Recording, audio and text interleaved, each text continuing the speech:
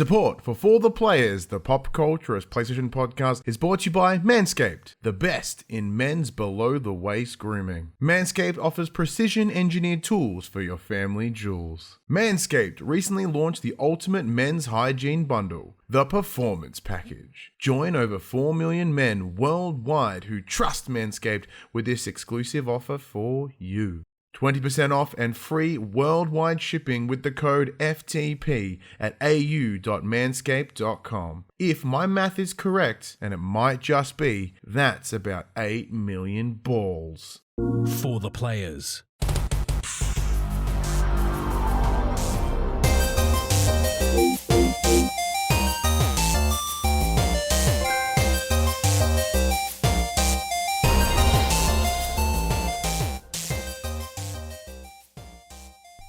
I'm Ryan Betson.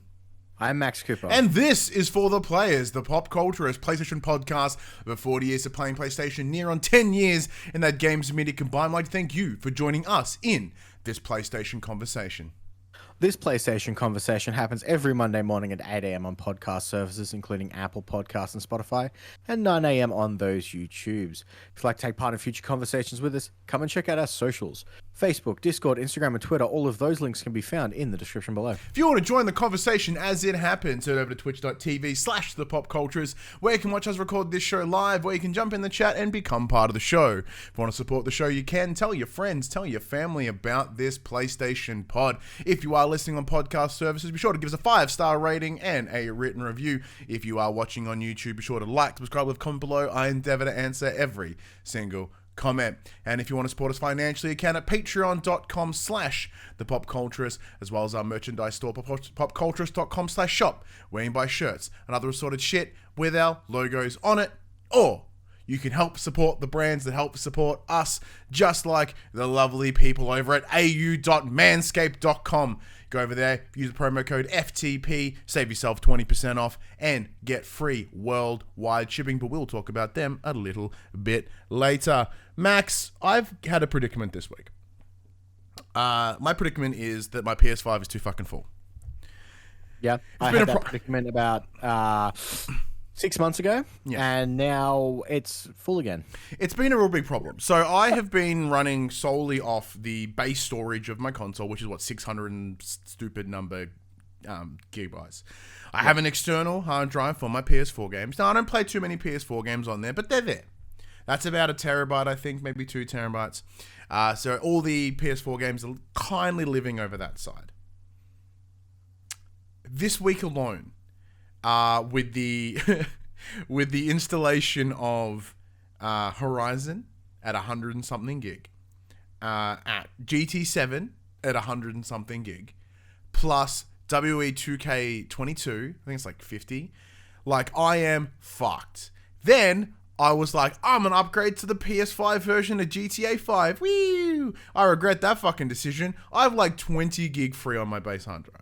And I've literally had to transfer things from the internal to the external hard drive, but then I can't play them because you can't play PS. It's an absolute first world problem, and it's fucking me off. So I've jumped onto Amazon's and I've had a look to try find myself a new SSD because I've got the expandable storage internally.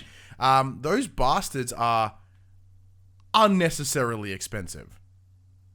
Yeah, so let me give you a piece of advice this obviously will only apply to people in our positions who are, we're lucky enough to receive codes for games for review. So we tend to go through a lot of space very quickly. 1 terabyte ain't gonna do it, my friend. I bought a 1 terabyte drive. That motherfucker is full. And so is my internal drive. Motherfucker is full. Now, I'm in a very lucky place where my internet speed is quite good. I can generally download any new game within 20 to 40 minutes on average. So deleting them and re-downloading them, not a big issue. I don't have a data cap. It's fine. But it does get tedious at times. See, but this is where the challenge lies, Max. It's But all in the price. but In I the same real- way that petrol is mighty fucked right now, it appears that SSD prices are fucked. So if I want like a terabyte, it's $250 dues. Yes, If I spoiler want a alert. 2 terabyte, it's $400 and something dollars. There is a 4 terabyte SSD right now at JB Hi-Fi for $1,500. You could buy 2 retail PS5s for that, possibly one scalped one off Facebook Marketplace. I mean, to be fair, it almost cost me an SSD to fill my car up with petrol. So like, Touche. so yeah. So it's an absolute look. I'm at the point where I just delete stuff and re-download it. It's an absolute first world problem. I don't like deleting games because the way my I guess my beautiful ADHD brain works is I like to swap between shit, and I like choice. Granted, there are games that I've installed on the PS4 from the PS4 hard drive that I'm like, oh, I'll get to that eventually. Like, oh, I can't wait to go back to that, and just haven't. But I like the idea that I can. I haven't. See, what I do is I'm like, oh, I feel like playing this. Oh, I don't have it downloaded. That's fine. I'll download it and I'll go make something to eat, and then I'll come back and it'll be done. Yeah. Yeah. Okay. Look, that's a good way to work with, but I'm not quite that patient. And my because impulse of the way, is gnarlier than that. But because obviously, during the day I'm on dad duty until she's asleep, because my wife works during the day and I work nights. If I feel like playing a game, I'll feel it the night before, and then I've got 12 hours before I can actually sit down and play it. So when I get home from work, I start the download, and then it's done by the time I want to play it. Okay. There's never a spur of the moment of I need to play this game right now. Well, see, that's how your brain and my brain I'm work obviously very not differently. the same as you, but you gotta, Like, I want to play this now. And that's kind of where but thankfully, like, with the app and stuff, I can fuck with it from work, which I have done. I have installed many games from work. I just remote play in and delete some stuff and then push a download. It's good stuff. How has your week been, Max, anyway? Apart from bitching about our first world problem, how has your week been? I mean, it's been a week. I went to work. There was nothing really standout happening this week. It was pretty chill. So it was just another week. I literally just went through the motions this week. I autopiloted a lot while it was at work. Because I have the same routine. I can just kind of just go in, put my music on, put my whatever I'm doing at the time. Might be music, could be an audiobook, could be podcasts, and I just do my job. It's very chill. See, For the most part, I do my job and I get left alone. I just man, like, so a while ago, as I think I've talked about, like, would have been back in like October or whatever, but it's only really sort of kicked in this year. Is I'm now alongside Paris, one of the key managers of a gamer. Although he and I created it, for the longest time we were never the main managers. There was always someone around us or above us or whatever. Back in the last year, that changed. Now, recently, as people start outside of gamer, start identifying that my role is of importance and that, like, oh shit, okay, no, we should probably take them both quite seriously. All I do now is meetings. Yeah. Literally every day. Like, I spend more time talking about the work I should be doing than actually doing it. It's fucked. Like, I don't understand how many meetings need to happen. Now, granted, not all of them are bad. Some are really good. A lot of them are like, shaking hands, and it's growth based, and, it's planning for the future. It's looking at marketing. It's looking at this. It's looking at that. It's rostering. It's all these different things, and having all the conversational delivery of it is fantastic. But then it's like going, oh, cool. All right, my meeting's done for the day. What time is it? It's 3:00. Well, I have an hour, and my brain is fucking mush. So I'm just gonna go through the emails that I get.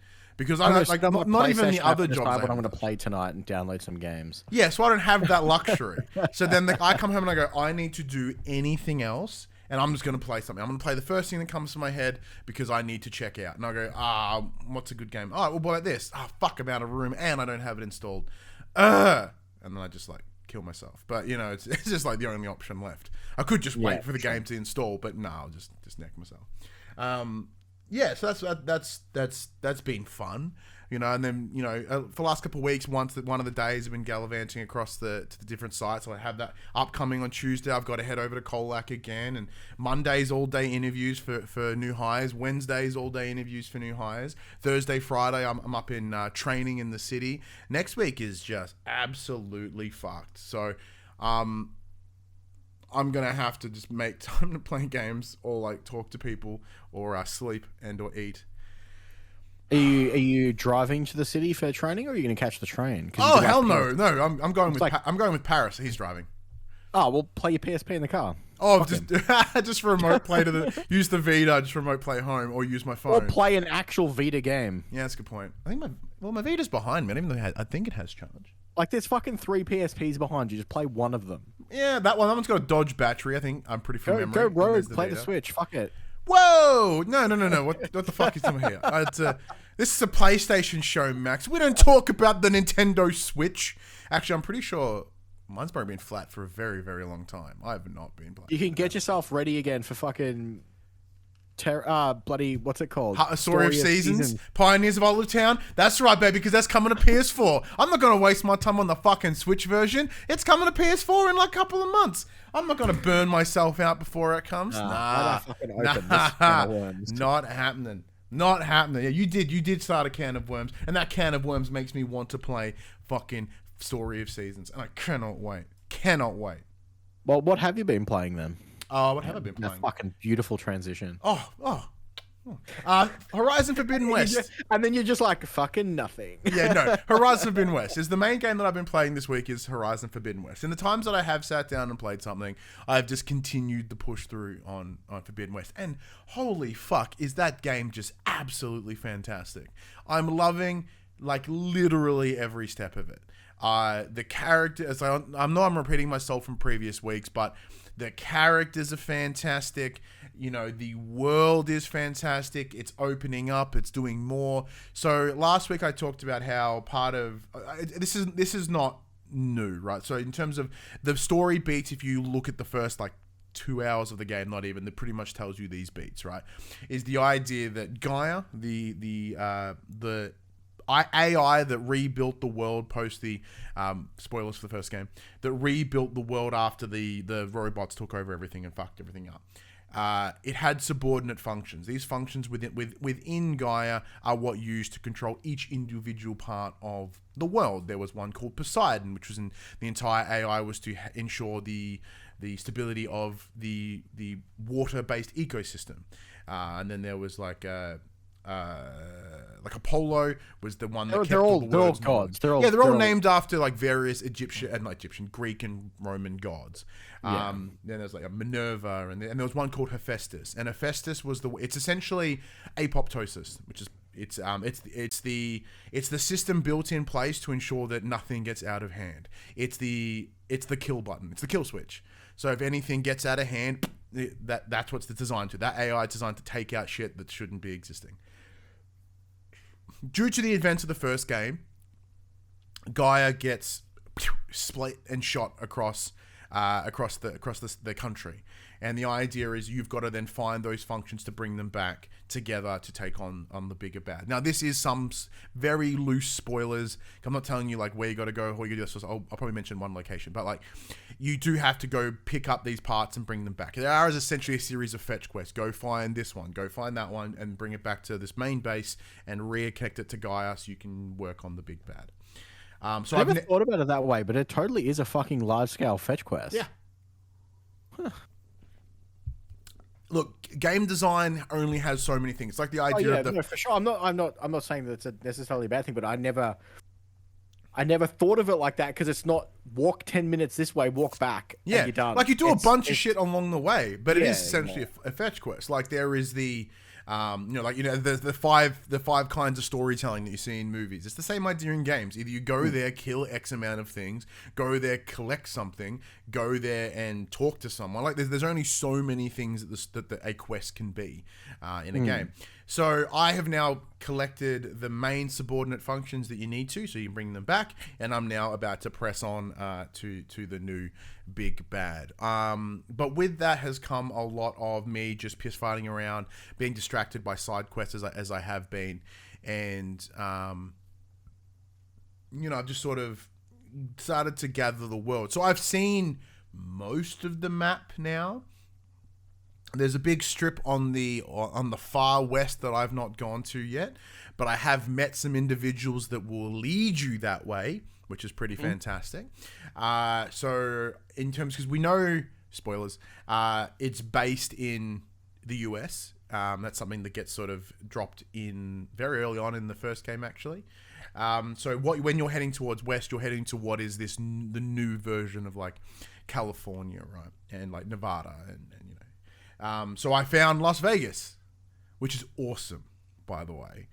The fact that you find Vegas, but it's like, it's already a desert, but it's completely fucked up over time. And like, but some of the main things are still there, in terms of, like the buildings, the structures, and you go underneath the city and it's fucking cool.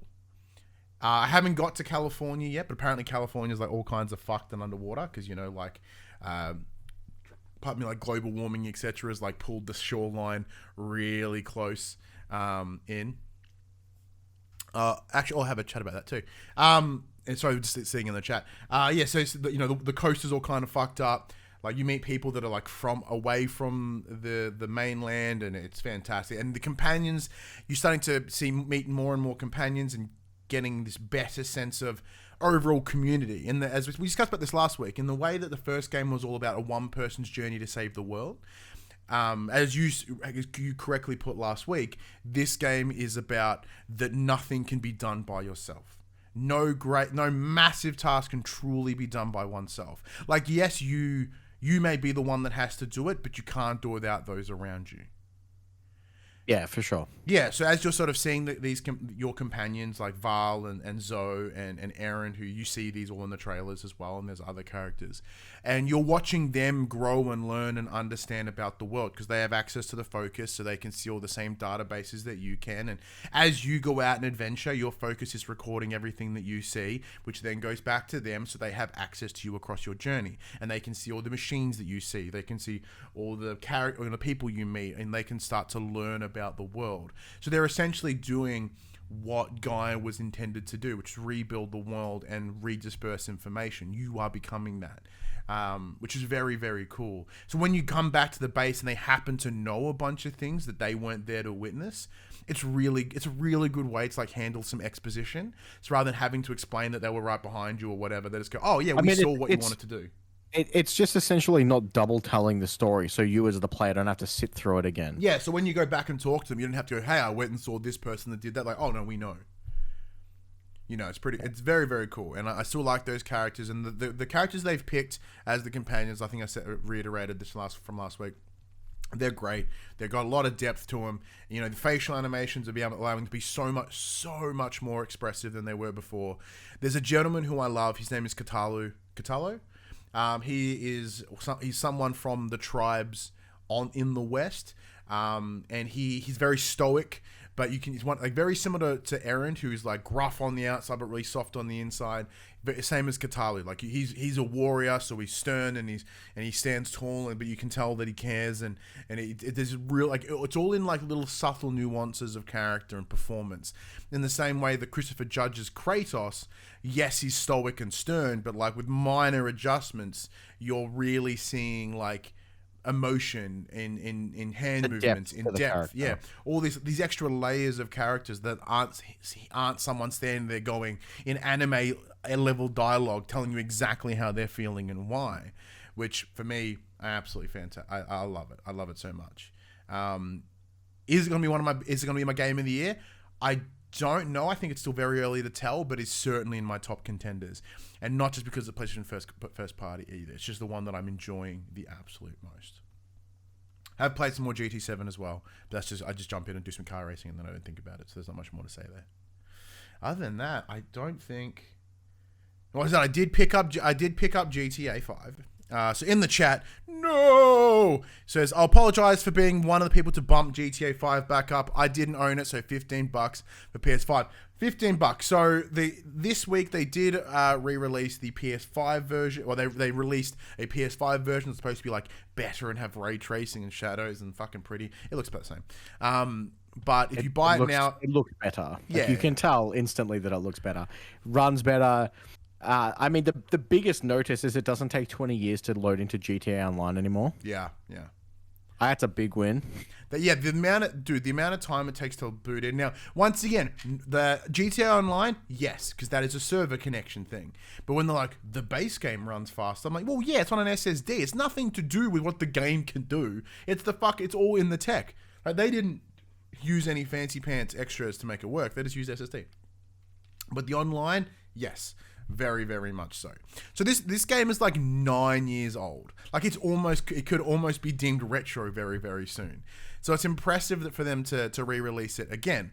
So as it's been on 3 console generations. It's absolutely fucking insane. So as mentioned, like $15. So rather it's going to move up to 60, I believe. 50, I think. Yeah. So if you buy it right now, it's $15. If you have PS Plus, you can get the online for free.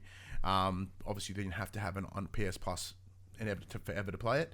So I just paid the $15 and just bought it. I was like, look, I've owned this. I own this game 4 times. Like I'm part of the problem. I've got it on like PS3, PS4, PS5, and PC. So I'm part of the reason it's one of the most successful games ever because I just keep throwing money at the fucking thing. But I'm just hoping it runs better because it's running at 60. You know, it's got ray tracing, which is mad. It's got a bunch of different things. You know, because I do like and enjoy online. I know you're a big fan of online. So I've played some online. It is super simple because obviously you can transfer your character over from PS4 to PS5. Once you do that, you can't do it again. You can't play that character on PS4 anymore. Yep. It's moved over. The other option is they're like, hey, we know a lot of people are going to be new to this or want a fresh start. If you want a new character, we will give you 4 million in-game currency to kickstart your criminal career. And I'm just like, fuck that noise. I got way more money on my actual character. Yeah, and then have you jumped into it? It was literally as simple as going migrate. You just click a fucking button and it did it. It was so easy. So, but there's a catch.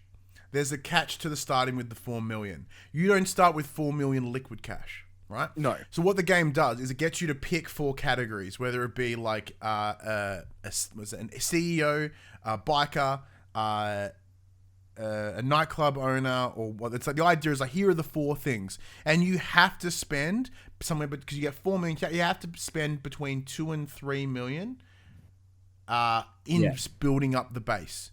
So like it's not 4 million liquid cash where you can just go in there and start buying cars and guns and all that sort of stuff. It's like, hey, we're going to give you one of the avenues to make money in the game, and we're going to help front the cash for that. Which is not a bad idea. It's pretty cool because, in my opinion, it's not a bad way to do it. Because one of the toughest things every time they've brought in these new updates, right, where it's like, hey, they now have drug running, you can now do this, and like the bunkers as an example, like you have to. And with the heist, every time there's a new heist, you normally need a new base of operations to purchase to set the heist up and do them. Yeah, and then you have to grind your ass off to get there.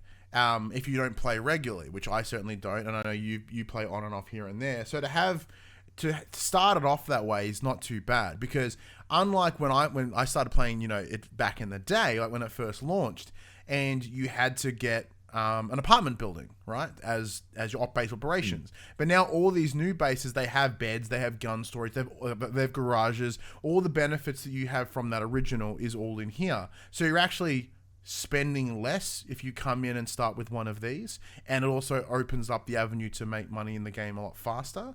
You still wouldn't get your ass kicked by the game because, you know, you're playing with other people. Most people are assholes. But yeah, well, it's a great way to open changed. Like when I jumped on today for the first time to check it out, and it threw me straight into a multiplayer lobby of like full of random players. And like the second I loaded into the game, it's like someone has put a bounty of $9,000 on your head. And I'm like, okay, well, you know, I cracked my knuckles and I'm like, fucking bring it on. Called in my flying motorbike with rocket launchers, and I just flew around, shot everyone to death, killed them all, and they made them leave the lobby. So that's what you get for putting a bounty on my head. So nothing's changed. Yeah, no, the game looks slightly better than it does, but it does run significantly better. Put in the chat, the haptic triggers are cool. Like, I don't think that is a gimmick that I'll ever not like. I agree. I don't think I've ever turned them off in a game. I find them, I don't find them cumbersome or annoying to use in the game. I feel that they implement them well. But yeah, it is just more of the same. It just runs a little bit better. Yeah, and if it runs significantly. It looks a little bit better. And if you ask someone like, no, who's never played before, like it's $15 the entry. The entry price is fine. It's fantastic actually. So it's a really, really good, and you can go in there and have a ton of fun. And look, like the game needs any form of reinvigoration. It really doesn't. But because it's one of the most successful games ever. For those who haven't booted it up yet, be careful because it pops all the trophies you already have. And that does chug your system a little bit when you're booting into online as it's trying to pop the trophies. Oh, yeah. Mine went bing, bing, bing, bing. I got a bunch of many trophies straight away. It was kind of crazy. But look, speaking of, I think that's all the things that I've played. Speaking of games that chug your system and that just... Yeah, speaking of trophies. Yeah, no, not even that. I want you to finish with that. I want you to talk about a game that you said to me, hey, Ryan, can you please speak to the PR people for this game? No. Because for some reason, I want to look at it. And I looked at it, I was like, you are aware that this game's not getting a lot of love right now. Like, there's been no hype into it. And you're like, yeah, but I still want to play it. And that game is Babylon's Fall. Yeah, so thank you to the team over at Bandai for Is it a thank you? No, so this is the latest game from Platinum Games and Square Enix. It's Square Enix's second foray into a live service game, and it is rough, Ryan. It's very rough. I've played about 2 hours, so grain of salt. I am very, very early in, but straight off the bat, visually, it looks like someone spilt coffee over it. They're all very dull, pastel, muted colors. It's very drab and dreary. It's not... The best way to describe it is it looks like kind of a late-gen PS2 game. The character models are still polygonal to a degree. They're not as refined as they are now for a PS5 title. At its core, this game is a live service looter slasher, I guess. A lot of the combat's melee based. There are ranged combat. At the moment, I currently have 4 bows equipped because square and triangle get mapped to a weapon each, and then L2 and R2 also get mapped to a weapon each. So I can currently shoot 4 bows at once. It's incredibly stupid, in my opinion, but hilariously fun. The character models, from what I've seen so far, are kind of all the same. You kind of just stand there and smack them until they die. The AI seems very incompetent at times, to the point that the enemies kind of just stand there and take it. They don't really move or dodge out of the way. Again, I'm very early in. I've played the first 4 missions. After you do the tutorial area, it throws you into essentially a hub area, and it goes... Speak to this person to do this. Speak to this person to do this. Speak to this person to do this. And then my screen's just filled with icons. I have a message on my screen saying that I have items to claim in my mailbox, and I have no idea where my mailbox is or how to access it. Okay. It has the same... It does this thing that I really hate in games, and I can't think of a game that's done it recently, but... I think it might have been Godfall. Basically, the loot drops throughout the level, but you don't know what the loot is until you finish the level and decrypt the loot box. There was something else that done that, where you essentially you'd. It was that I can't believe it's not Destiny game. The one with the aliens and you had the special powers. It came out last year. You played it for ages. No. The other one. For ages. The newer one. Outriders. Outriders did it. Yeah. You didn't get your loot until the end of the thing. Really dumb. I should be able to change my loot mid thing. Because it is a multiplayer live service game. When you start a mission, it looks for players to join you, and then after 30 seconds, if it can't find anyone, then it will put you in solo. As far as I'm aware, I haven't found it yet. If it's there, you can't just start it solo. Well, look, it doesn't matter because apparently no one's fucking playing it. Like, So opening week on the Steam numbers was like 600 people playing it at once. You know. Yeah. So I'll skip ahead to one of the quick bits of news. They have released a player survey. Square Enix have come out and said, "Hey, we're dedicated to this game. We want to make it work. What can we do to give you a better game experience?" Okay. Now, obviously, Bold strategy, Cotton.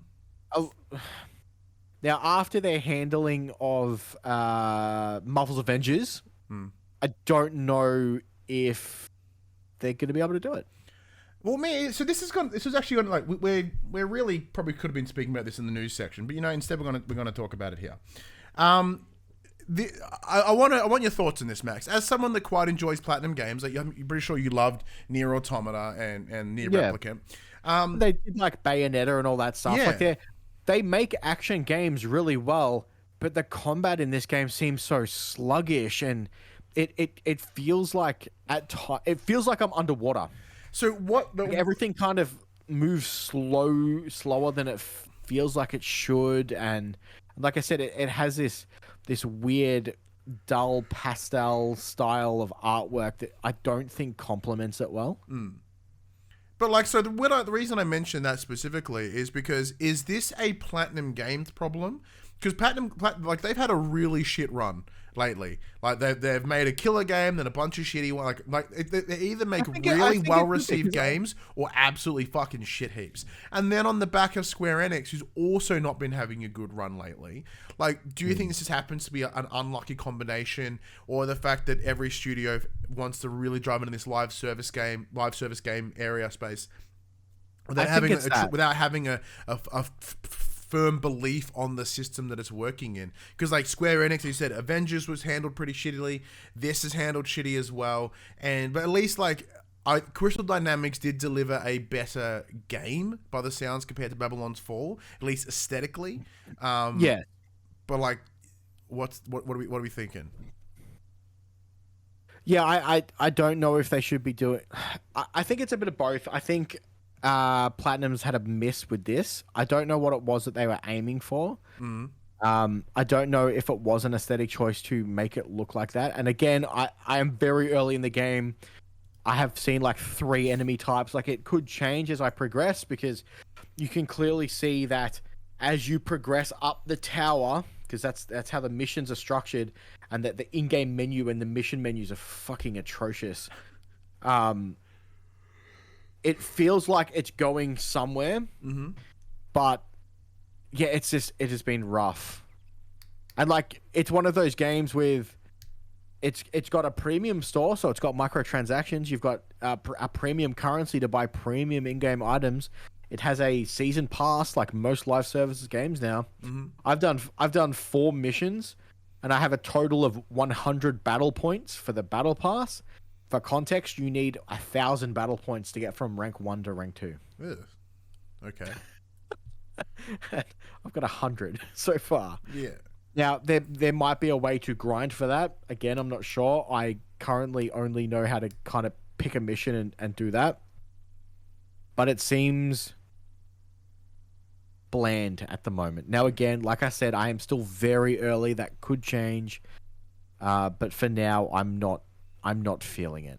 Yeah, and it seems you're not the only. I'm gonna keep playing it because I hope to be proved wrong, and it does sound like Square is willing to put in the effort to try and get something from this, because obviously a live service game that doesn't get played is essentially dead money, because it's not making them anything. Yeah.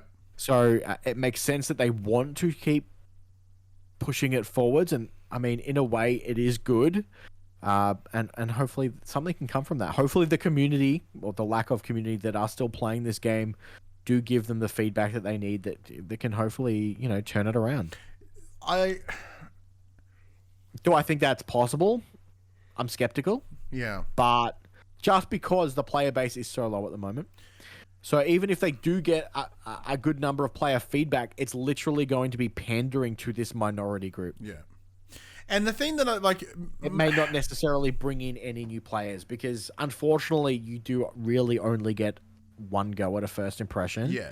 And the first impression of this game is kind of rough. And look, you can be super lucky in the ways of like Hello Games with No Man's Sky, where you can get your 2.0 and it to be works. fair, No Man's Sky is such an outlier in this. That's the point, yeah. Because then you look at like Anthem, which tried to have an Anthem 2.0 and that failed, and they didn't even actually deliver it. You know, the only other online game that I think had a success, that's deemed to have a successful comeback, would be the likes of Final Fantasy 14.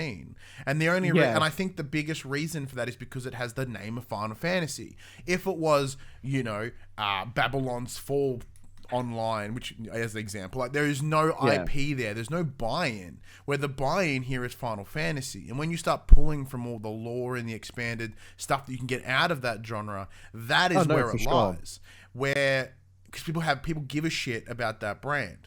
Where I don't see this having a second go. I don't see like in the same way that Anthem, I was pretty confident didn't have a second go, and even games that it's a shame because Anthem was so good. It had so much potential. It did. Like in terms of like it's just that is not what BioWare should be working on. BioWare should be working on Dragon Age. They are now, but they should have been then. They shouldn't have been wasting on who knows. Like the creative director keeps fucking off, so who actually knows where that game's even happening, but. They should have been focusing on that, not some fucking live service. That's just complete mismanagement within EA. And I think, and if we look over at Platinum Games at the moment, you know, they're talking about wanting to be acquired, and no one wants them because they're volatile, they're unreliable. Like, you know, they may have some fucking fantastic games when they want to, but every other time it's below average. It's either the best or near on the worst. Like they're not as if they're making 7s and the occasional 9s. It's 9s and 5s. Yeah. And like that is a studio, a company you do not want to put money in. Because your return on investment could be amazing. You are straight gambling with a company like that, and there is no way that no one's gonna want to get in on it. But look, like I'm sure I'm gonna make you play it for a bit more, just for my own entertainment. I'll definitely play it. I'll play it for a bit more. I'm interested to see where it goes. Well, we have nothing but free time now because the one game that you have been playing and you've been smushing its face. Well, I was gonna end with that because you brought up Final Fantasy. I'll mention that I've been playing Stranger in Paradise. Oh yeah, that's Origins. right. Yeah. So I was lucky enough to get to chat with Player 2's Paul James Games and Jason from Player 2. We had a nice, lovely review discussion come up earlier this week. So I've been playing that for the better part of a week and a bit.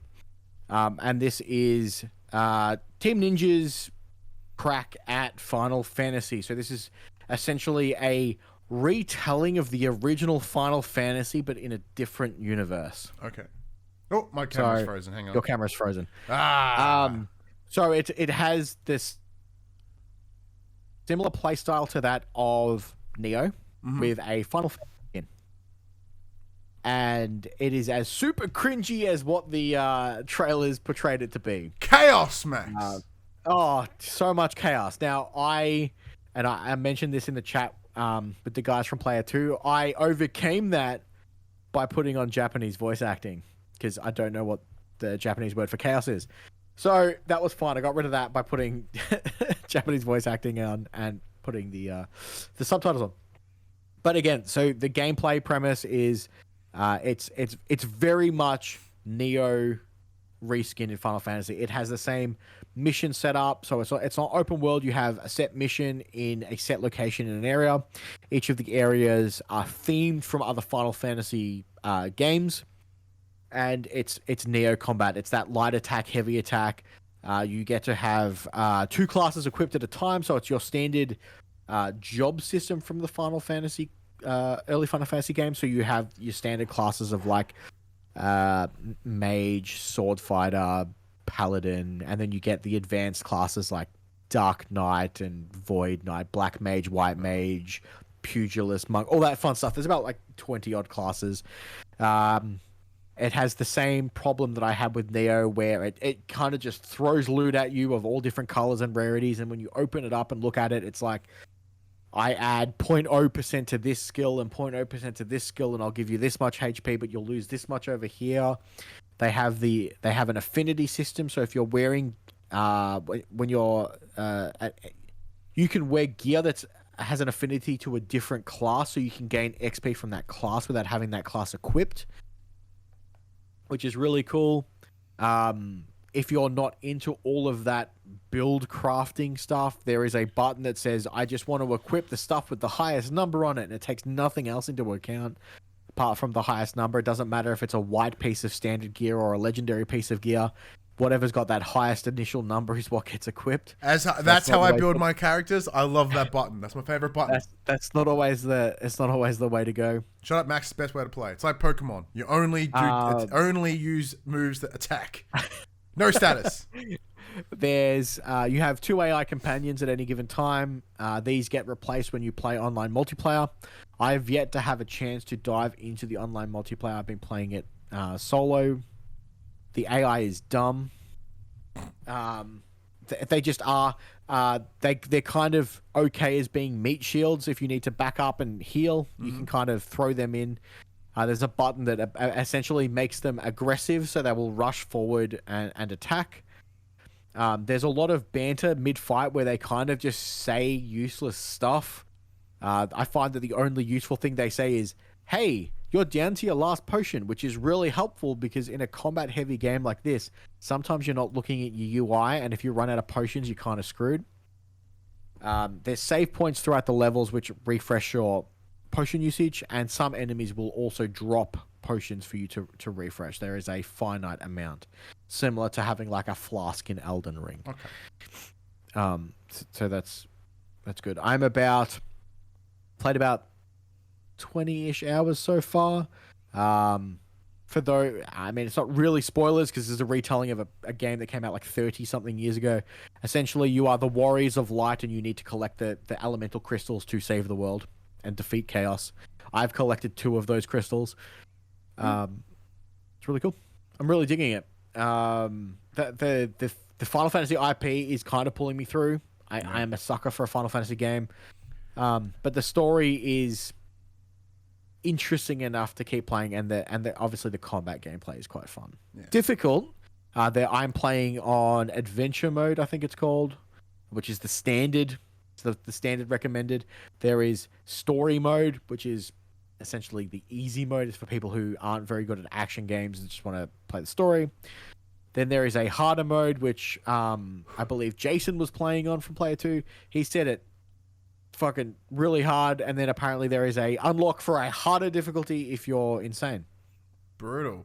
So I'm playing on standard, and I'm having a hard time dealing with some of the enemies. Well, if you want to hear more of what Max had to say, as well as both Paul and Jason, Zach? Yeah, I believe it was Jason. Yeah.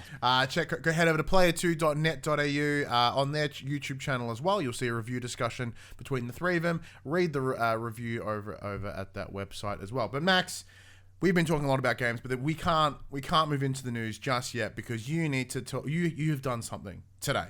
We were supposed to go live at 4. The stream went live at 4, but we were getting a little bit pushed for time for one particular reason. Yeah, because I'm slack and didn't have the news ready. Yeah, but part of it, but also because you were doing what? Yeah, so last night, actually, just after midnight, I managed to get the Platinum Trophy for Elden Ring. Woo! I've done it. I can now put the game away. Are you going to? Yeah. I'm actually going to lend it to a friend because I bought a disc copy of the game.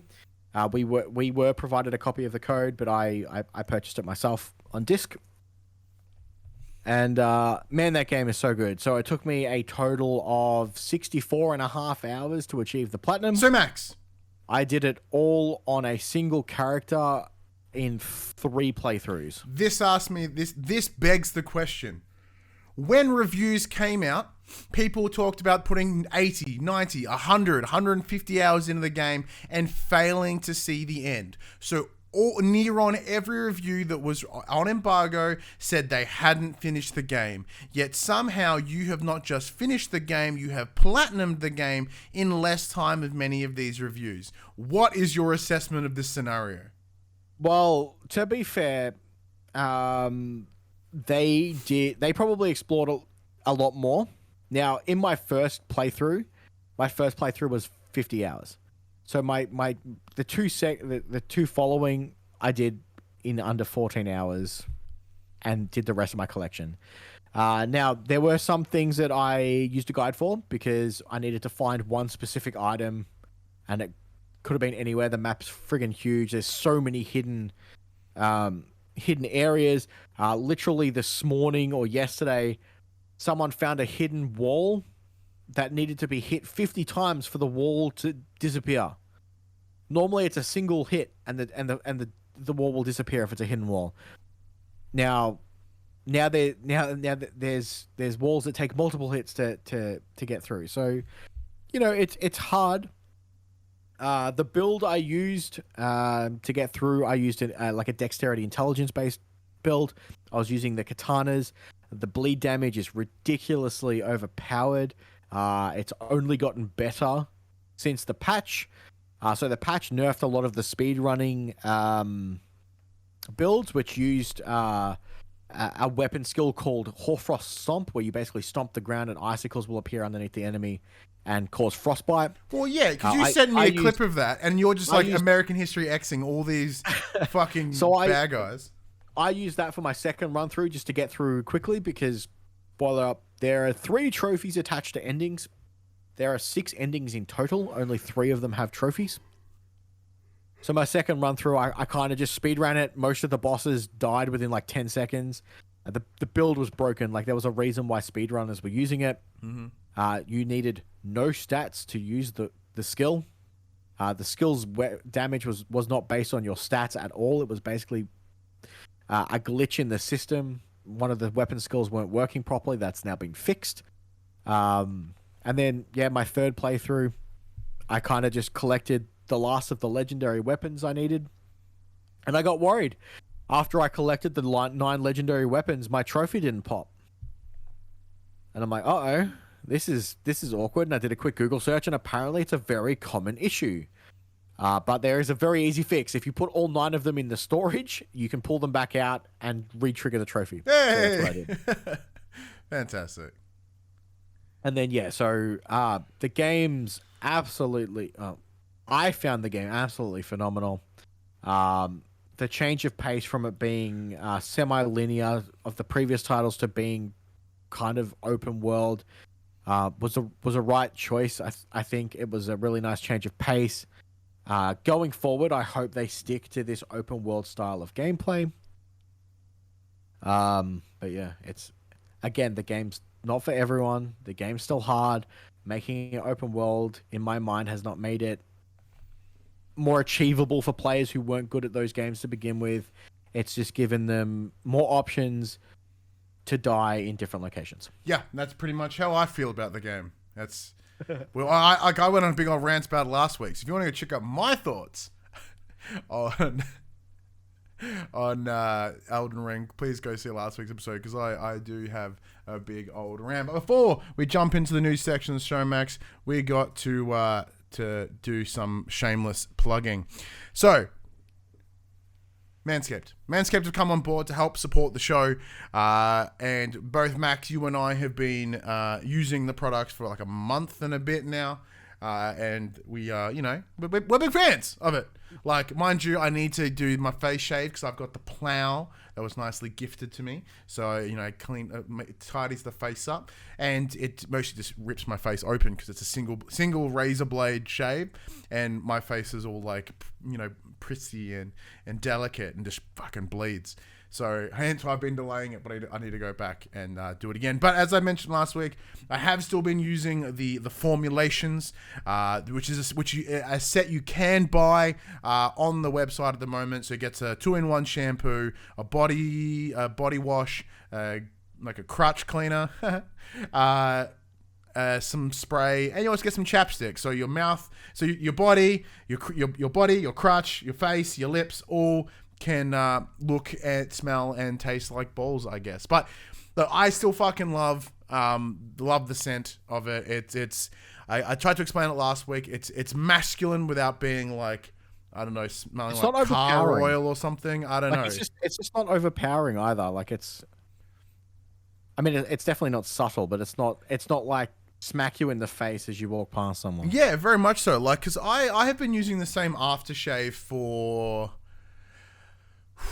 10-ish years, and it's this blue one. I think it's a Dolce & Gabbana something. I really like it. It smells, no, it's Versace. Sorry, it's Versace. And I love it. I love that smell, and I've always received very good, compliments for it.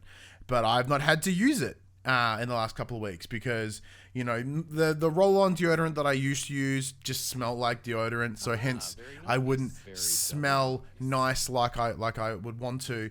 But with the Manscaped stuff, because all the products have the same scent, then it works in your favor, right? Like, you're not having a bunch of different scents going on at once. You're like, oh, my deodorant smells like this, my aftershave smells like this, my hair gel smells like this. Like, because it's like the shampoo, this, it all smells the same. It works out really, really well. And Reverend Puck in the chat, it's not subtle. It's not smack you in the face when you walk beside someone. It's his Tinder profile. It's their Tinder profile. And I think that's a good way to sell oneself. Look, so I recommend you go. I not because they help support the show. That's part of why we started using the products. But like, I genuinely really like the formulations. The formulations are great. And of course, if you want to shave your fucking front area, there is the Lawnmower 4.0 over there, as well as the ball toner, the crop cleanser, and everything back there as well. Do you have any fucking ball stories this week, Max? I'm just still, I use my crop mops, which are my ball wipes. It's the baby wipes for the grown man. Yeah. Sorry, I just need to... I had to reply to a message. Sorry. Yeah, I use that, and I'm still using the spritz spray and the toner after showering because it's it feels good. Yeah, so you have a nice shower. That's what, and then your balls smell fucking pretty, and you smell pretty overall, which is fantastic. But if you want to smell all super pretty as well, and maybe feel the confidence that comes with smelling nice, feeling nice, looking down, be able to see your shit because there's no fucking dick hair, then not the best sell. But if you go to au, you shaved an arrow into it. If you put a love heart in there, or some sort of shape that you want to trim your hair in, you're gonna feel good. It's gonna look good, presumably. I don't know what your front area looks like specifically. With an asterisk. Look, front areas vary. I'm sorry. So I can't promise that it'll look good, but if you head over to au.manscaped.com, use the promo code FTP, you can save yourself 20% off, while also receiving free worldwide shipping, and that discount is on anything. So that includes the lawnmower sets, which will come with the ball toner, the carry case, whichever. There's a shirt and there's a pair of underpants in there as well, but there's also the formulation essentials kit, or all the individual items if you want to dip your toe in before you go out and jump on anything. I did re-weed whack the schnoz hairs.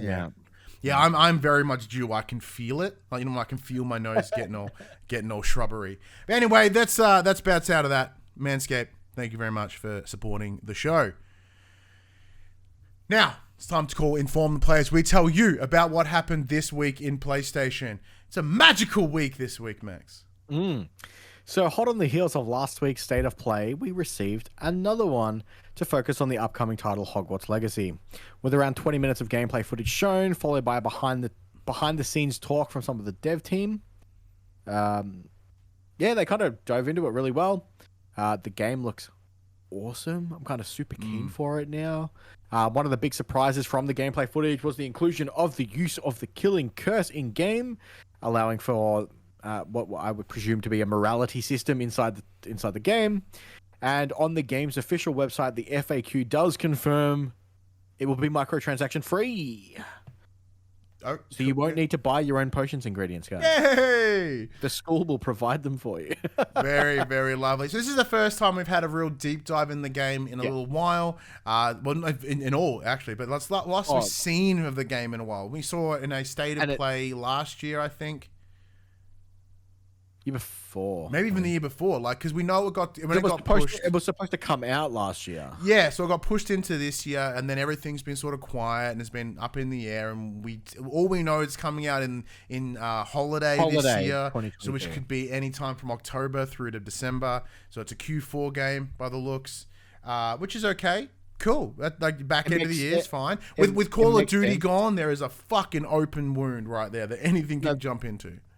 No, there's still a Call of Duty this year. It's next year. Oh, it's next year. There's one. That's right. My apologies. I mean, it makes sense. There was the leak of the artwork for the game. The artwork book for the game that was supposed to be September 6th. I believe. I think Paul James mentioned to us the other day that on Amazon that date has been updated to the 6th of December.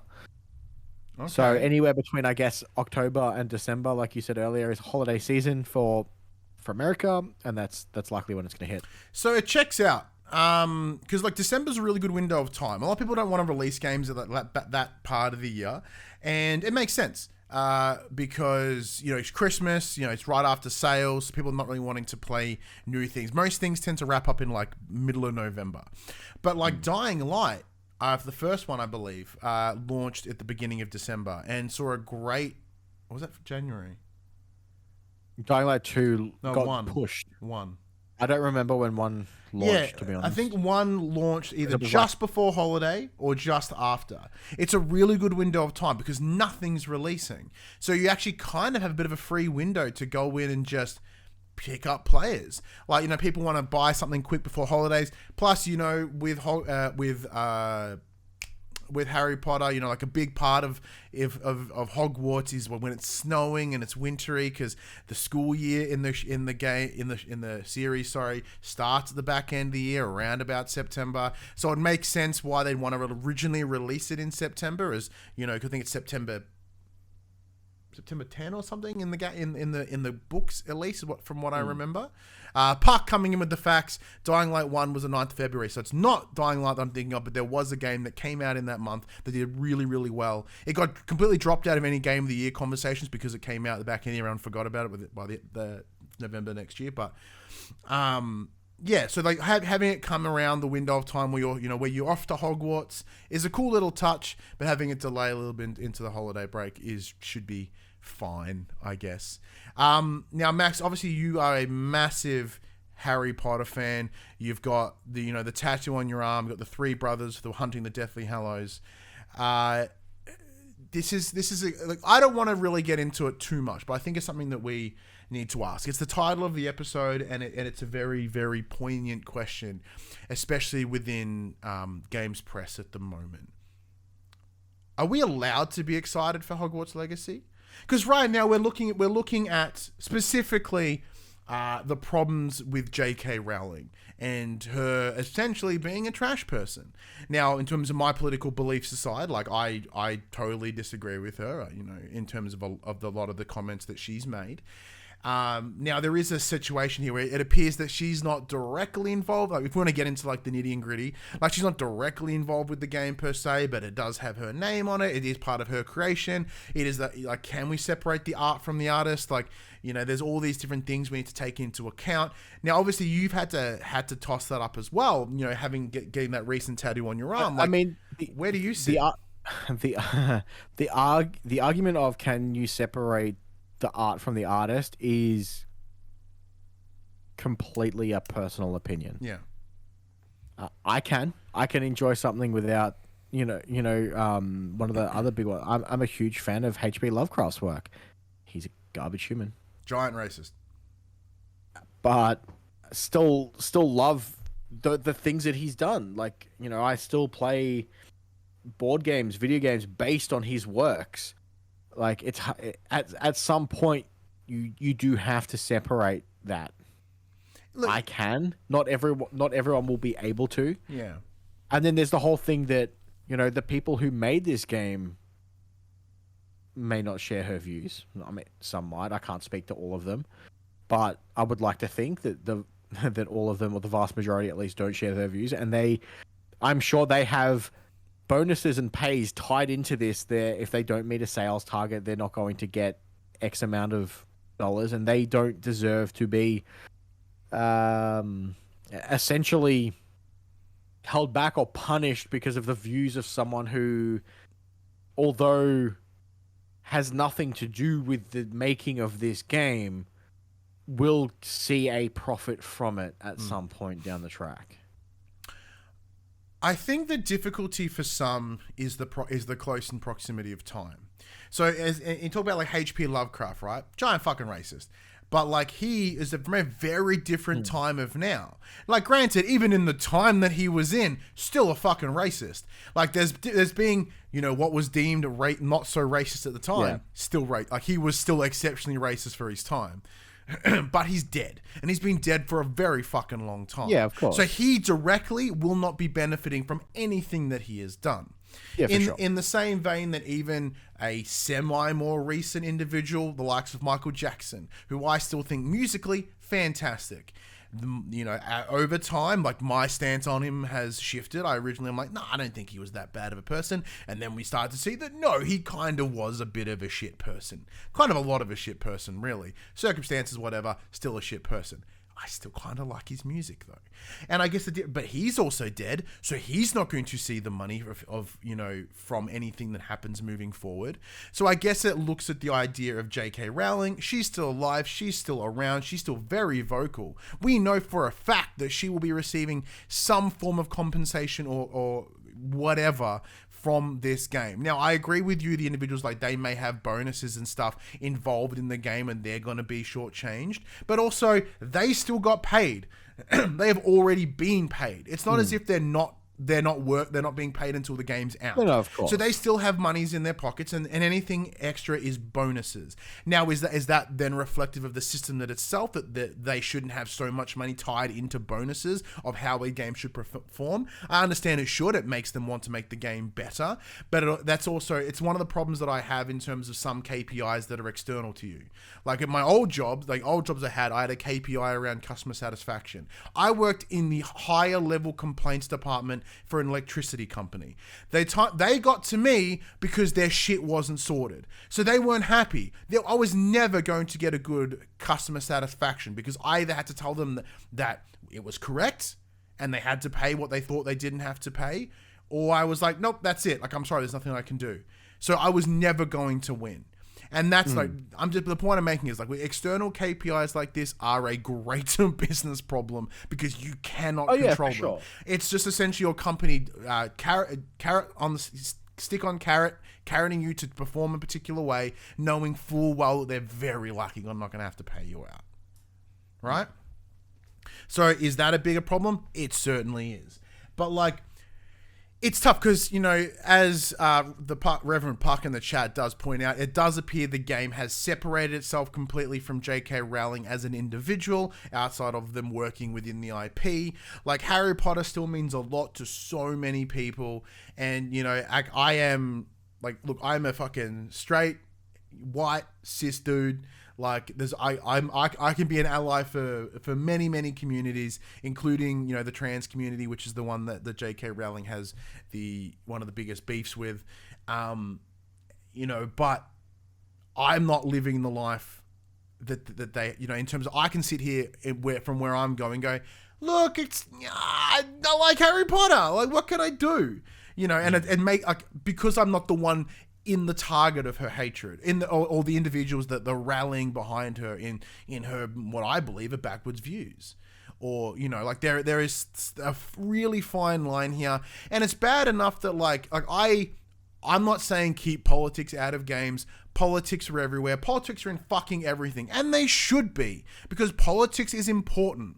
And what you have, and like, you know, no matter what you're playing, there is some sort of political alignment in there. The Division, full of politics. It's not just shooting people, it's about a fucking insurgency. You know what I mean? Like, Last of Us is the same thing. Like, all these games that people have loved and adored, Far Cry even, a game that's designed to go blow shit up, it's littered in politics.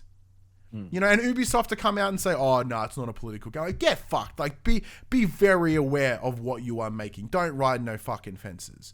So I'm not saying that, you know, politics should be separated, but like this, it's very difficult because the politics aren't around the game itself. It's external. It's that external link in.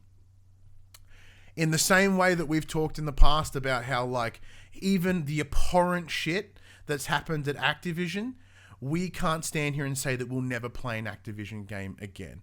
I don't think, in the world that we live in the way that business and capitalism and all the industries that we engage in, there is no way to have a completely, you know, perfectly moral business structure, right? Yes.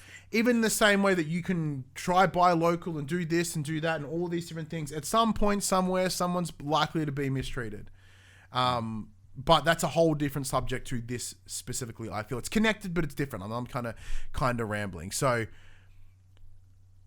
because there's a very vocal subsect of games press that are specifically targeting this game, and mostly because, as they are majority left-leaning, as most games journalists appear to be, they're wrapping the game up in this external politics, like external identity politics. Now, I don't have an issue with identity politics because, you know, it's very important. There are things that I believe are greatly more important than identity politics, but they are still exceptionally important. So, will I be playing Hogwarts Legacy? I probably will, because I want to check it out. Yeah. Like, in that same breath, I can say, I disagree with J.K. Rowling. Am I going to support her? Nope. But, like, it's that weird, really weird line. So no, in the chat jumps in, then I'll have your thoughts. So Stephen Fry had great comments on that regarding a statue at a massive uni that paraphrases, "Don't sweep it under the rug, acknowledge what great works they did, but call out what was wrong." Something like that. And that's very, very true. Okay, that's a much bigger discussion, the idea of, like, people want to, like, shut down and eliminate the past. But no, the past happened. We can't get rid of it. We just learn from it and we change from it. We don't delete it. But this is interesting because, like, there should be a greater discussion here about how no, this is why her opinions are questionable. And I understand this is why her opinions are her opinions. But, like, I don't know, it's real weird. It's this massive tribalism, us versus them things going on all the time. You're not allowed to have gray area. It's really, really weird. Even though gray area is where we get understanding of people. It's where we see where people stand on topics. And we can look at things. It's just like, you know, hard yeses and hard nos, and that's not good. You know, it's the same way everyone shits on, you know, conservatives for having hard yeses and hard no's. But if you look at the far side of the liberals, they're delivering hard yeses and hard no's too. It's the same shit on different scales. You know, grey, like, life isn't black and white. Life is fucking grey. And it's knowing those understandings and those compromises and working with where your own morality lies and what you're willing to do. Now, if you're someone that doesn't want to play Hogwarts Legacy because of your thoughts on J.K. Rowling, all power to you, man. Fuck yeah, go you. Should you be yelling at someone else that decides to pick the game up? No, it's not up to you. But it's, you know, it's a weird. Should I be, whatever. Max, I've been talking for a while. Do you have anything that I haven't, any thoughts on that I haven't covered? No, I think you pretty much summed it up pretty well. Yeah, once again, very similar to our discussion around the Ukraine-Russia shit from last week. If you've heard enough of fucking middle-class white dudes on the internet talking about things they don't really have an understanding of or really complete, connection to, in the same way that us sitting here talking about the representation and the vocal discussions around the LGBTQIA plus community, where neither you or I, my camera's frozen again, where either you or I are part of said community, so we truly don't understand what it's like to receive that level of animosity and dislike. But it's a tough one. All right, Max, I'm gonna have to pull up the news because I put it over here. So the next phase. So this is what you titled an unfortunate pit stop. Gran Turismo 7 servers have been restored after an unexpected and unprecedented 24 hours of downtime. Due to the PlayStation 5 and PS4's exclusive requiring an always internet connection in order to save gameplay progress, the entire experience was largely unplayable over that day. Series creator Kazunori Yamauchi has also commented on the outage saying, quote, immediately before the release of the 1.07 update, we discovered an issue where the game would not start properly in some cases on product versions of the PS5 and PS4. This was a rare issue and was not seen during tests on the development hardware or the QA sessions prior to the release. But in order to prioritize the safety of the saved data of the users, we decided to interrupt the release of the 1.07 update and to make a 1.08 correctional update. This is the reason for the delay. My sincere apologies for the late report to everyone. So the problem here, Max, game that requires always online, can't go online, game's fucked. Yeah. I think the biggest issue though was the messaging around it is they didn't announce it at the time. They're like, hey, we're going to push a patch of 1.07, and they weren't at the time going like, hey, something's gone wrong. We need to make another patch. We may be down for a little while. I don't think this comment came out until after the servers were back online. Yeah. So it was kind of an unknown 24 hours of outage. Yeah, it sounds like they did get a little bit kicked in the butt and went, oh, fuck. So rather than worrying about the PR, they just worried about fixing it, which I guess is good.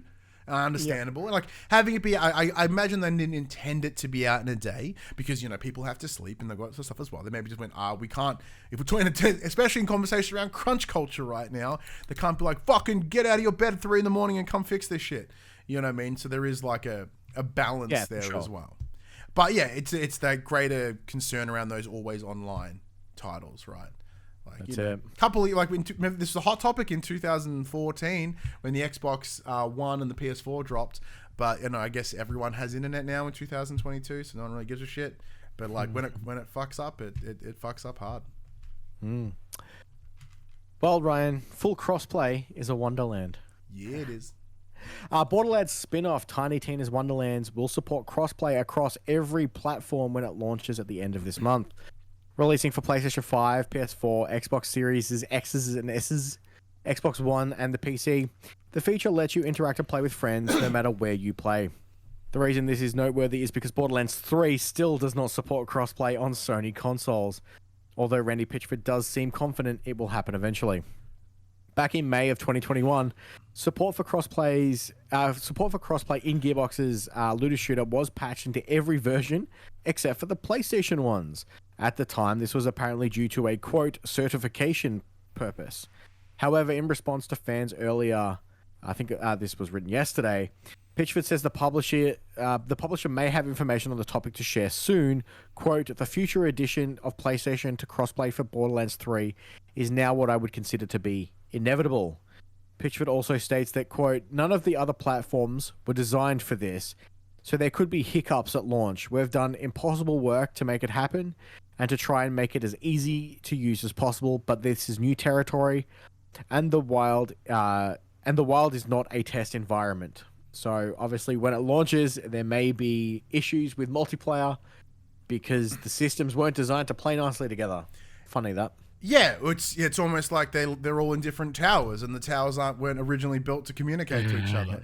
Like, I understand that, but like, it's very likely that Randy Pitchford, also a garbage person, by the way, in terms of like when it comes to his comments around why Borderlands 3 couldn't have the support, could be very accurate in the idea that when the game was built, it wasn't built with it in mind, and once the game has been released, because as you said, like it was a post-release patch that allowed crossplay, and at the time Sony were incredibly reluctant to open the crossplay doors. Now, I at the time was very vocal about it being a non-issue, but then now I'm like, it should be standard because who fucking cares? Like in the idea that any game moving forward that is so reliant on a player base, especially an online multiplayer base, has to have crossplay standard, right? So this is, and like having them do it now in development makes sense to me. So we'll never see it in Borderlands 3. I'm pretty confident, but it makes sense why they'd want to put it in this game before it releases. Now, previews for this game have been going out left and right. It looks so good. It looks so good, man. Oh, fucking, I am super, super keen. Like I did dive into Dragon's Keep the back end of last year and a little bit in early this year, but playing it by myself just wasn't as fun. So I'm very much, because obviously, you know, we're going to have to review it for the show, Max, because I've been speaking to 2K. But like, you and I, we're going to have to play it together. Yeah, I think I can take one. No, it's a shame. No. Like that mix of D&D and the Borderlands shooting and like in a fully fleshed idea, then, you know, not saying that the Dragon's Keep wasn't fully fleshed out, it was certainly there, but because it was a layer on top of what was Borderlands, where here that it's integrated, like it is completely bound together. It's built around that idea, not the. It doesn't have the infrastructure of Borderlands behind it. It was built to specification. It looks fantastic. I am exceptionally keen for it. It's 100% snuck up on me though, because I can't believe it's already the 19th of March and it comes out like literally next week. I think it's the 28th. It comes out on the 25th. 25th, so it's literally next week or this week. It comes out on the same day as Ghostwire Tokyo. Oh shit, we're gonna play that too. I'm gonna have to order that SSD the second I finish this chat, eh? Rough, absolutely rough. But look, we were talking, you know, last week before about how, you know, the after March, the middle of the year is just fucking quiet. We have an idea of what might be coming out at the back end of the year, but like bit by bit, we're starting to be drip fed release information, and this is one that was being rumored for a little while. I think we touched upon it, but we've certainly I'm very excited for it now. So following from a teaser that dropped a couple of days ago, Until Dawn developer Supermassive Games has finally and fully revealed the Quarry. It's a new IP and that this time will be published with 2K Games. It is coming for PS5 and PS4 with a release date of the 10th of June 2022. Supermassive Games sets the scene with the following. Quote, "It's late summer in the remote forests of upstate New York, and the teen counselors of Hackett's Quarry have the camp to themselves for one final night. That means no kids, no adults, and no rules. In this thrilling cinematic tale, you control the fates of all 9 camp counselors as their party plans unravel into an unpredictable night of horror. With life or death decisions around every turn, the choices you make will determine how the story unfolds." End quote. You can play the whole game by yourself, but there's also the option of playing with up to 7 friends online, which is 9 playable characters, but 8 people. That's a bit weird. It sounds like you can all group up together with everyone taking control of their own character, and this can be done either online or locally. A lot of passing of controllers, but who has 7 friends, and 7 friends want to be in the same room together. But this can be done, so it, quote, "Adjustable difficulty lets players of any skill level enjoy the horror, while movie mode lets you enjoy the Quarry as a binge-worthy cinematic thriller," end quote. So a couple of things that jumped out for me here were some of the acting talent that they have brought on board. 2 for me that stand out is David Arquette, as well as Ethan Suplee. 2 people that I'm big fans of. I enjoyed David Arquette in his Scream as Dewey, and then Ethan Suplee as Randy in My Name is Earl, but also just as an incredible individual when it comes to a weight loss journey and a sort of a health advocate. Ethan Suplee is fantastic. And of course, he was Willem in Mallrats, who couldn't see the sailboat. Now, Max, so Supermassive, they have been doing a number of these smaller experiences with Bandai around the Dark Pictures Anthology. I complete brain fart for a second there. Around the Dark Pictures Anthology. So this one, it's interesting because they're making them alongside the Dark Pictures. So it's still very much the same style and type of game that they know how to make. But this one looks to be bigger, expanded, I presume longer and fully fleshed out. Is this getting you excited? Because like I know you messaged me, you woke up because you're working overnight. You woke up middle of the day as you do, and you go, "I've been awake for 5 minutes," and my wife goes, "Hey, you guys get in the Quarry?" Yeah. Yeah. So apparently one of the one of the actors in it is someone that Ellie enjoys. For the life of me, I can't think of her name. She posted on her Instagram. You gonna? I'm like, I mean, Until Dawn was great. I loved Until Dawn. Until Dawn's fantastic. Some of the Dark Pictures stuff has been a little bit hit and miss. It is very much so. Like Your Little Hope, fantastic. Man of Medan, average. I still haven't finished whatever the latest one was. So, am I looking forward to a larger style? Yes. Yeah. I'm very much excited for this. And it looks like a lot of the actors that they've got playing these games are all horror movie veterans. Yeah. That's a very good point. Like, David Arquette just coming off Scream 5. Scream 6 got its release date announced today at time of recording. It's cool. And to me, it's going to hit a lot of those really good horror tropes, right?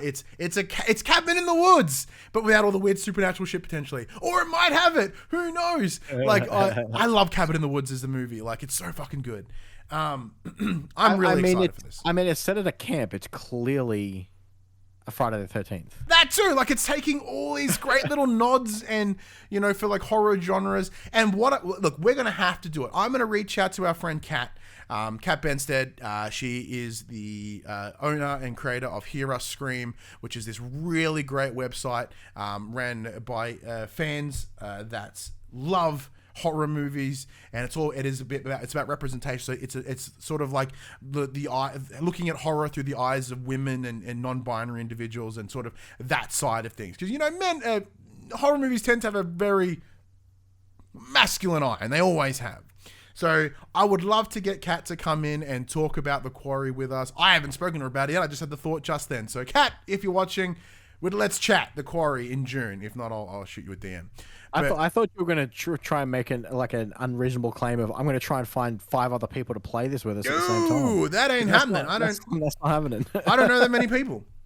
Like, granted, I think I might have to jump on stream and finish whatever the latest fucking Dark Pictures one, because I haven't finished it yet.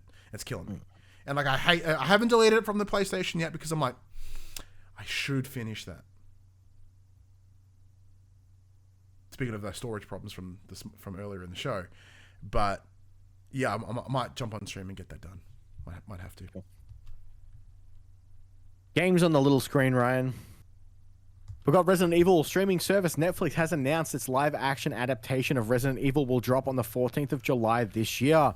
This TV series will tell an entirely original tale within the universe, with casting the likes of Lance Reddick and Alla Balinska. So this is a completely original story set in the universe of Resident Evil. Look, coming off the back of the movie, Welcome to Raccoon City, which was fine. Like, setting-wise, it was fantastic. It looked like it's straight out of Resident Evil 2. That part was great. Acting was average. And the end of the movie was ball bags. But like a TV series for Resident Evil always seems like a better choice. It's a great way to flesh out characters and give some love to it. We were talking last week with God of War about how the TV series is the best way to tell video game stories. Fuck, Resident Evil's been fantastic. I love me some Resident Evil. Possibly the best news for Ryan this week. Oh, fuck this news. According to French outlet Allocigne, perhaps? Allons-y. There has been some interest in the IP from production houses based in the US. But they have this is for a Plague's Tale. Some interest in the Playstyle IP from production houses based in the US, but they were passed on to ensure the series could stick to its roots.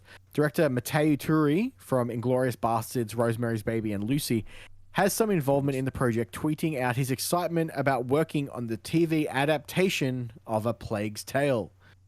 You ready to see rats on your screen? Fuck no. So for those that don't know, I have a absolute huge fear of mice and rats. They fuck me up. I do not like them. It's the same reason I never finished Plague Tales. I played it on stream and I could feel my heart pounding through my chest the entire time. So the idea of watching it in a movie or a TV series, get fucked. I am not watching that. Look, we'll probably have to watch it for the lols. But I'm until the day I see it, I'm going to fight. The lols as his heart explodes. Yeah, I think it would be I think it would be a very good a story to tell. It's me dying, like as someone who has a fear of space and then watched The Martian. And had a panic attack while watching The Martian. And it's the same reason I haven't watched Gravity yet, because that just looks like an actual horror movie for me. Yeah, look, the story of A Plague's Tale is pretty cool. It's not fantastic, from the time that I played with it, but I know people really, really love the game. Like you've seen it through. How do you think will go as adapted as a TV series? I think it'll work well. I think it's also depending on when this comes out. Because Requiem's out soon, yeah. A second game on the way. Be cool. Yeah. I just want to know if they're going to CG the rats or if they're just going to dump boxes upon boxes of rats in there. Because they always say don't work with animals on film. That's true. Are they going to make are they going to make a real rat tornado? One way to find out. Kojima. So QUICKBITS. So as I yell into the microphone. Kojima has got his hands on a prototype of Sony's teleconferencing technology MADO, that's very Australian, MADO, which he's using to oversee mocap sessions in the US. So he's very clearly working on whatever his next title will be. Mocap sessions that are apparently taking place at Sony Santa Monica. Oh, well, because I think they have a purpose-built studio for it, obviously, with God of War. And with Kojima's love to work with, actors and individuals within the movie space, using a studio based out of California. Smart call. Smart call. GTA 5 online free promo can only be claimed on consoles. So you have to literally be on your console to claim GTA 5 on the PS5 for PS Plus. And of course, I think it does prohibit you from buying the full game, I think. No, that was last week or something different. Ignore that. Moss Book 2 has a release date for March 31st. One of the most adorable games to come out on PSVR 1. Its sequel is coming out at the back end of this month.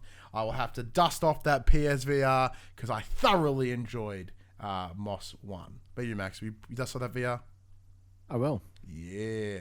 Now this one is for Max. Elden Ring has successfully punched every other game in the front area and has surpassed 12 million copies sold. Not sold through, sold. So that's 12 million people have a digital code on their console, computer, whatever, or a disc in their hand. That is insane. Pretty good. That is like by far, I believe that decimates whatever their next selling game was. I think it was it was either Sekiro or Bloodborne. And we're talking 8 million maybe. Yeah. And then they pretended to fucking smash it by 4 million. It's crazy. And if you're a vinyl collector like myself, Max, music for Returnal, Ratchet and Clank, and Ghost of Tsushima will all be getting vinyl releases, which is very, very cool because I myself have the vinyls for The Last of Us, and it sounds fantastic. And Ghost of Tsushima's music was awesome. Returnals was okay. From memory, I think it was the sound design of the guns was pretty cool, but I do not remember the music of Ratchet and Clank.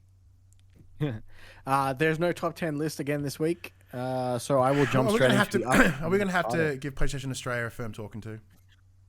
And they'll be like, who are you? And we're like, relevant.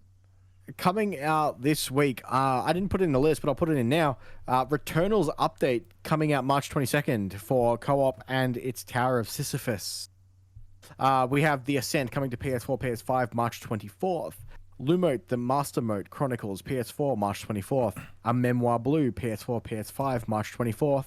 Ghostwire Tokyo, PS5, March 25th. And Tiny Tina's Wonderland, PS4, PS5, March 25th. Tiny Tina's is the answer. Yeah, I'm kind of still keen on Ghostwire too. Yeah, because a lot of previews went out for Ghostwire as well, which is awesome. Still not really for me, but I'll wait and see. We'll still give it a go. It's the last, potentially the last Bethesda studio software, like software to the company, like ZeniMax. New release coming to the PlayStation 5. It's the last of the exclusive deals with, Deathloop as well as Ghostwire Tokyo. So for that alone, it's a reason for us to play it and to talk about it. But even though, PlayStation PlayStation is a Japanese product. I have such a challenge with like super Japanesey weeby shit, and the idea of just going around and throwing gang signs and blasting, yokai and stuff. Just wait and see. But that's it, Max. That's the end of the week. And the show. Big thank you to everyone for joining us as we bullshit about a lot of things. As I say each and every week, one of the greatest things you can do for someone is to give them your time. So thank you so much for choosing to spend your time with us, listening to us bullshit about PlayStation. Give us another minute of your time as Max sends us home. As always, everyone, this PlayStation conversation happens every Monday morning at 8 a.m. on podcast services, including Apple Podcasts and Spotify, and 9 a.m. on those YouTubes. If you'd like to take part in future conversations with us, you can. Check out our socials, Facebook, Discord, Instagram, and Twitter. All of those links can be found in the description below. If you want to join the conversation as it happens, head over to twitch.tv/thepopcultures, where you can watch us record this show live, where you can jump in the chat and become part of the show. If you want to support the show, you can tell your friends, tell your family about this PlayStation pod. If you are listening to us on podcast services, be sure to give us a 5-star rating and a written review. If you are watching us on YouTube, be sure to like, subscribe, leave a comment below. I endeavor to answer every single comment. If you want to support us financially, you can at patreon.com/thepopcultures, as well as our merchandise store, popculture.com/shop, where you buy shirts and other assorted shit with our logos on it, or you can help support the brands that help support us, just like Manscaped. If you head over to au.manscaped.com, use the promo code FTP, save yourself 20%, and get free worldwide shipping. But until next week, I'm Ryan Betson. I'm Max Cooper. And that was For the Players.